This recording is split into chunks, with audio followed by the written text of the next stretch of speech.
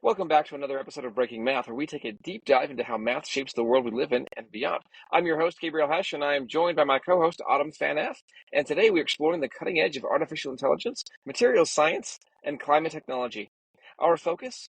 Generative Flow Networks, or GFlowNets, and how they're being used to discover new materials designed to capture carbon dioxide, a key component in the fight against climate change. What's fascinating about this is how we're using complex math and AI to solve one of the biggest problems of our time, reducing CO2 levels in the atmosphere.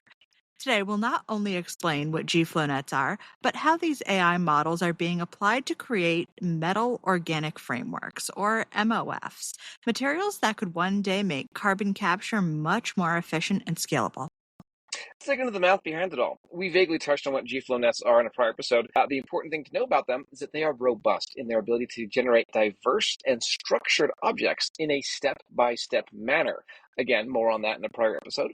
And that's what makes them perfect for discovering new materials. But before we dive into these deep topics, we would like to give our friends at Digital Discovery Journal a shout out for sending us the paper, Discovery of Novel Reticular Materials for Carbon Dioxide Capture Using GFlowNets by Sipsigan et al., published earlier in 2024. To start it off, AI has been revolutionizing material science in profound ways. Imagine trying to sift through trillions of possible material combinations to find the perfect one for, say, carbon capture? This would take centuries for human scientists to do.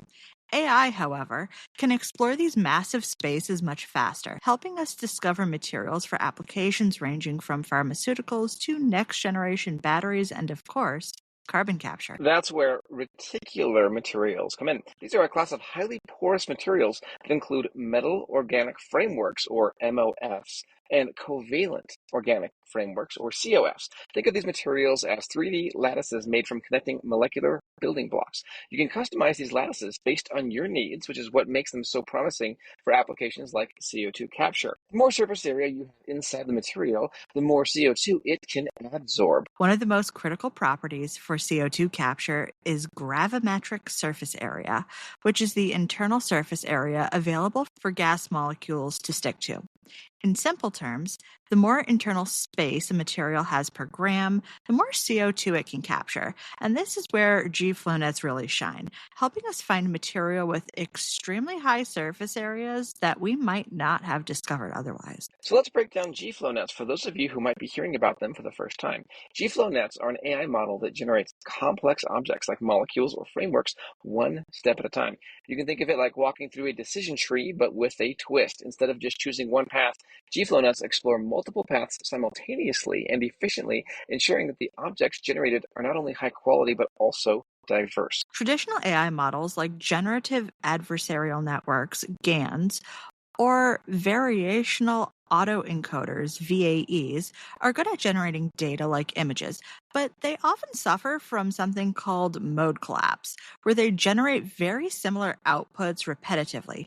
GFlowNets, on the other hand, are designed to avoid this by generating a wide range of different high-quality solutions. This ability to explore diverse possibilities is critical for materials discovery. In this study, the researchers trained GFlowNets to design metal organic frameworks, as we said earlier, or MOFs, with high surface areas for capturing CO2. They even developed a Python library called matgfn to streamline this process, allowing them to generate novel materials quickly. One key result was the creation of the matgfn RM dataset, which contains over 1.7 million different material structures. Many of these structures have surface areas greater than 5,000 meters squared per gram, which is a leap forward for CO2 captured materials. Let's dive deep into how GFlowNets were trained to generate these materials.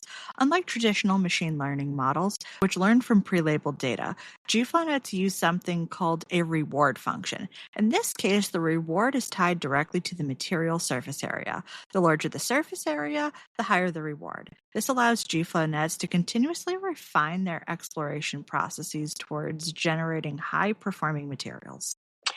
The researchers even used 11 different topologies of MOFs, both with and without edges, as a starting point for the GFlowNets to explore.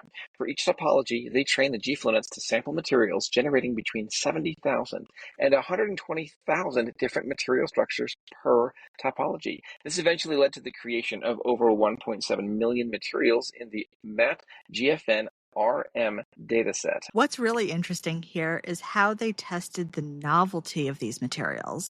They compared the GFlowNet generated structures to an existing dataset of MOFs called ARC MOF using a technique called average minimum distance AMD. They found that many of these materials generated by GFlowNets were not only novel, but also structurally diverse compared to materials in the reference dataset. Now, let's talk about how well these materials performed in capturing CO2. After generating the dataset, the researchers used grand canonical Monte Carlo simulations to evaluate the top 100 materials.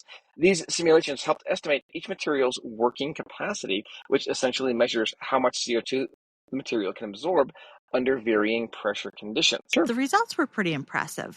All of the top 100 materials had working capacities that ranked in the 90th percentile when compared to real-world MOFs in the Core 2019 dataset. And out of these 100 materials, 13 outperformed every single material in the Core 2019 dataset in terms of CO2 adsorption. One standout material was the aptly named 005 FFC 10217. A covalent organic framework that had an incredible CO2 working capacity of 43 moles per kilogram. This material far exceeded the performance of any material in the Core 2019 dataset, demonstrating the potential of GFlowNets to discover truly groundbreaking materials. Since these materials are computationally generated, the researchers needed to validate whether their structures were physically realistic. They used the MOF checker library to check for issues like over or under coordinated atoms, basically situations where atoms were too close or too far apart from each other, which would make the material unstable. After identifying these structures, they used atomic relaxation techniques with CHGNet to refine the generated materials. This process corrected most of the structural problems, with 98% of the materials showing no atomic overlaps or coordination issues post-relaxation. Interestingly, while this relaxation reduced the unit cell volume of some materials, many retained their high CO2 capture capacities.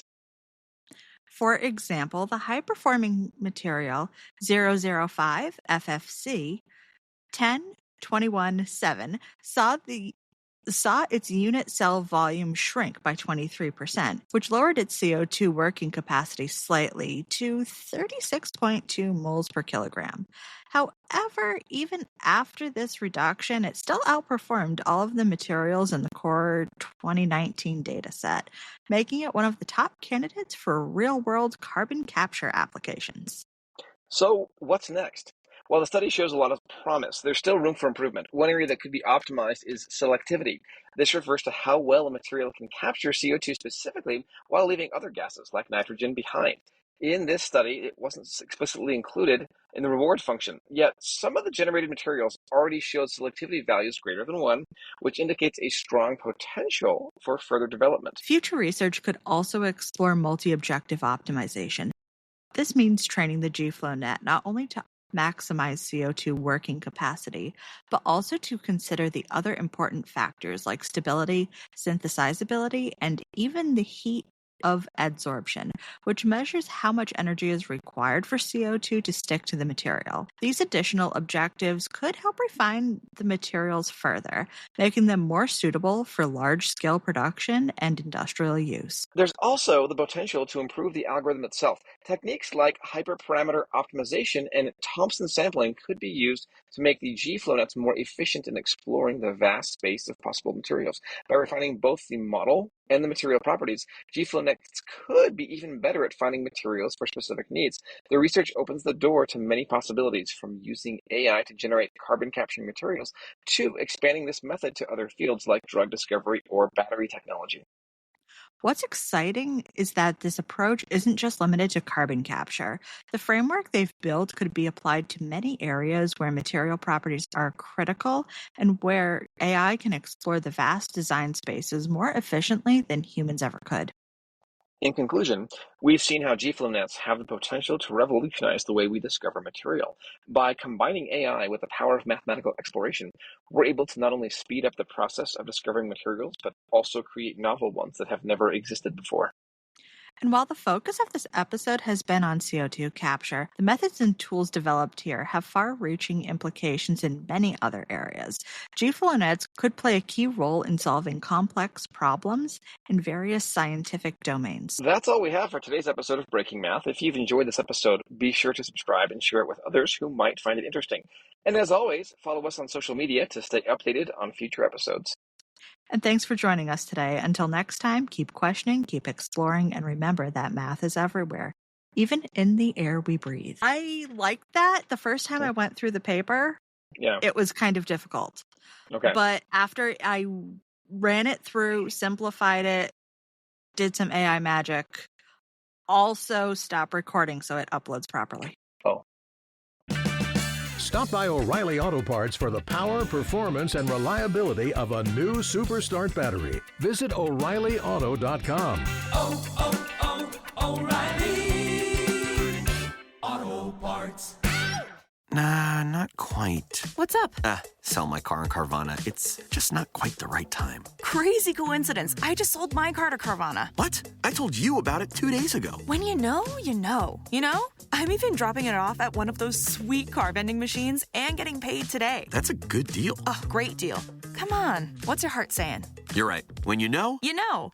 Sold. Whether you're looking to sell your car right now or just whenever feels right, go to Carvana.com and sell your car the convenient way. Terms and conditions apply. Decisions. Wait a minute. Are you still looking for cars on Carvana? Yeah, decisions. When I used Carvana, I found the exact car I was looking for in minutes. Bought it on the spot. Electric or full diesel? Decisions. Come on, you've been at it for weeks. Just buy it already. You're right. Crossover it is. Decisions decided. Whether you know exactly what you want or like to take your time, buy your car the convenient way with Carvana.